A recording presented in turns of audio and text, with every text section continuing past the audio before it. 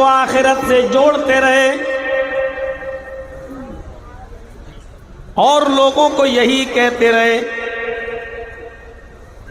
کہ سنو یہ دنیا کی زندگی عارضی زندگی ہے، یہ دارالعمل ہے، تم یہاں بونے آئے ہو، جو فصل تم یہاں تیار کر رہے ہو، جو بیج تم یہاں ڈال رہے ہو، اس کی فصل تم آخرت کے اندر کاٹو گے۔ پھر آپ نے لوگوں کو آخرت سے جوڑا، پھر جو بھی معاملہ ہو آپ نے لوگوں کو آخرت سے ایسا جوڑا، ایسا جوڑا، ایسا جوڑا کہ عثمان غنی رضی اللہ تعالیٰ عنہ جب ان کے سامنے جہنم کے عذاب کا ذکر کیا جاتا تو وہ بالکل نہیں روتے،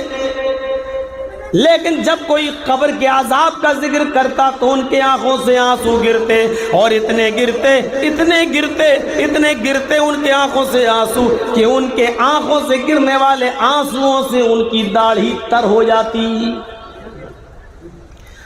پوچھا گیا عثمان غنی جہنم کے عذاب سے نہیں ڈرتے ہو؟ جہنم کے عذاب کا ذکر ہوتا ہے تو نہیں روتے ہو، اور قبر کے عذاب کا ذکر ہوتا ہے تو روتے ہو، آخر ایسا کیوں؟ تو عثمان غنی کا جواب یہ تھا کہ یہ قبر جو ہے، ان القبر اول منزل من منازل الاخرہ، یہ قبر آخرت کی منزلوں میں سے پہلی منزل ہے، آخرت کے اسٹیپ میں سے پہلا اسٹیپ ہے۔ جو یہاں سے کامیاب ہو گیا وہ آخرت کی تمام منزلوں میں کامیاب ہو جائے گا، جو اس قبر کی پہلی منزل سے نجات پا گیا وہ آخرت کی ساری منزلوں میں نجات پا جائے گا، اور جو یہاں فیل ہو گیا، جو یہاں گر گیا، جو یہاں ناکام ہو گیا، جو قبر ہی میں پھنس گیا وہ آخرت کی تمام منزلوں میں پھنستا چلا جائے گا۔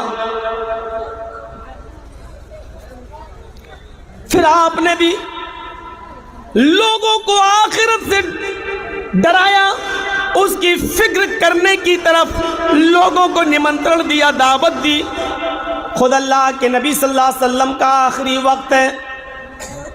جہاں جہاں آخری کے سپرد ہونے والی ہے، آواز بند ہو چکی ہے، ہونٹ ہل رہے ہیں، حضرت عائشہ کان لگاتی ہیں تو آپ کی زبان سے یہ جملے نکل رہے تھے، اقیم الصلاۃ اقیم الصلاۃ وما ملکت ایمانکم، نماز پڑھتے رہنا اور اپنے ماتحتوں کا خیال رکھنا۔ حضرت فاطمہ اس حال میں آتی ہیں، روزانہ اپنے ابو کے چہرے کو، پیشانی کو بوسہ لیا کرتی تھی،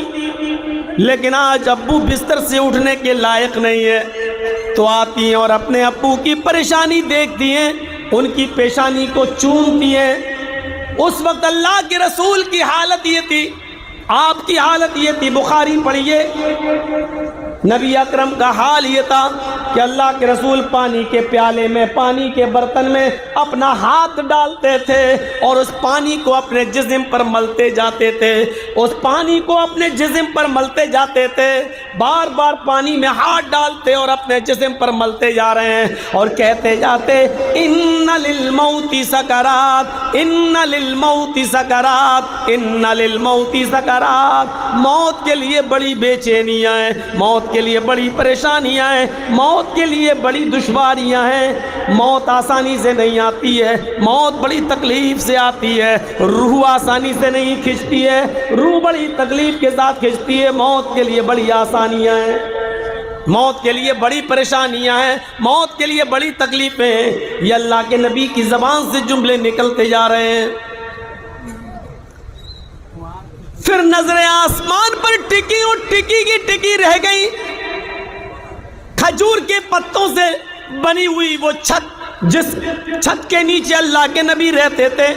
یہ سیمنٹ کی چھتیں نہیں ہوا کرتی تھیں۔ اللہ کے نبی جس حجرے میں رہتے تھے اس حجرے کی چھت کھجور کے پتوں سے بنائی گئی تھی، کھجور کے پتے سے ایسی چھپا دیا گیا، بس سر چھپانے کے لیے۔ آپ کی آنکھیں کھلی تو کھلی کی کھلی رہ گئیں، اور آخری جملہ یہ نکلا اللہ کے نبی کا اللہم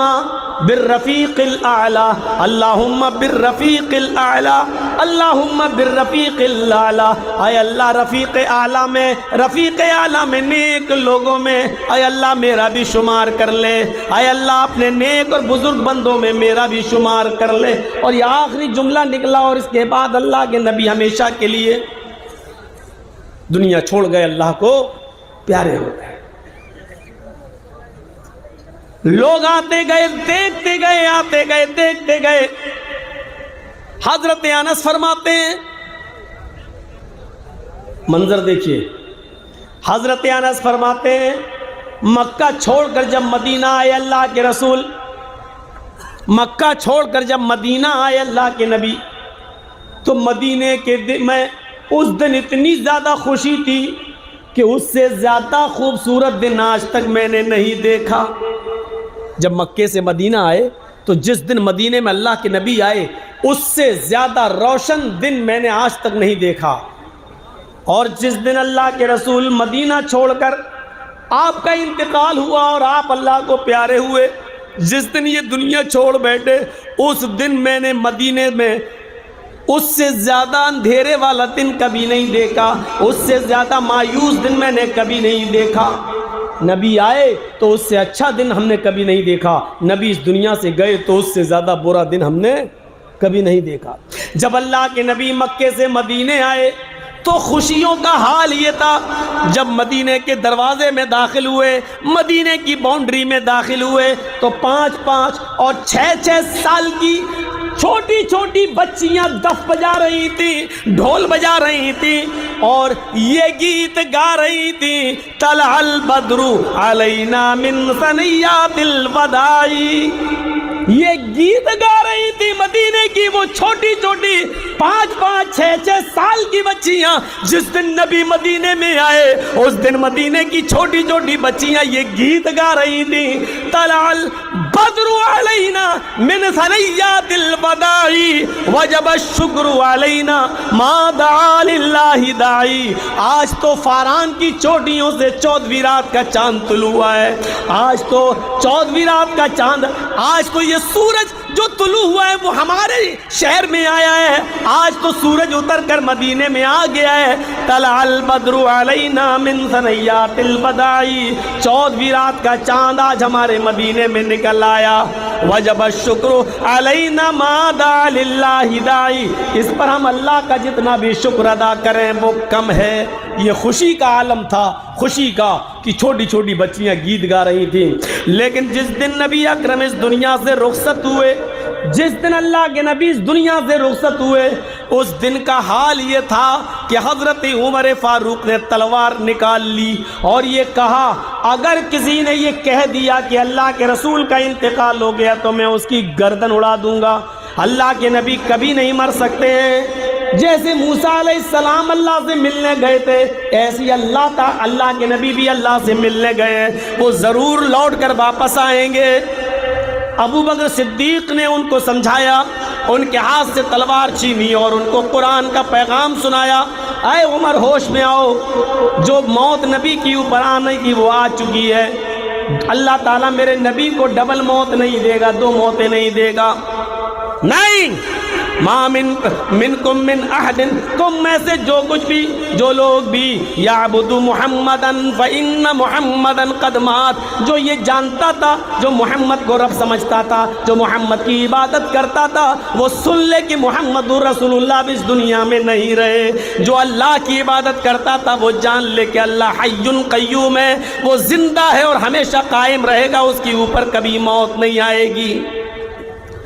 حضرت فاطمہ کا حال یہ تھا اس دن جس دن نبی کا انتقال ہوا، وہ اپنے ابو کے سرہانے بیٹھی ہوئی تھی اور یہ شعر پڑھتی جا رہی تھی، وَاكَرْبَ أَبَطَا مَنْ أَجَابَ رَبًّا دَعَا وَاكَرْبَ أَبَطَا مَنْ جَنَّةُ الْفِرْدَوْسِ مَأْوَاهُ وَاكَرْبَ أَبَطَا إِلَى جِبْرِيلَ نَنَا۔ حضرت فاطمہ یہ کہتی جا رہی ہے، ہائے میرے ابو، آپ نے کسی کو کچھ نہیں کہا، آئے میرے ابو آپ اس دنیا سے چلے گئے، آپ کو آپ کے رب نے بلایا اور آپ نے اپنے رب کی دعوت کو قبول کر لیا۔ وا کر بابتا، آئے میرے ابو، ہائے میرے ابو، من اجاب رب بندہ، آپ کو رب نے بلایا اور آپ چلے گئے۔ وا کر بابتا من جنت الفردوس ماوا، ہائے میرے ابو آپ کا ٹھکانہ تو جنت الفردوس ہے۔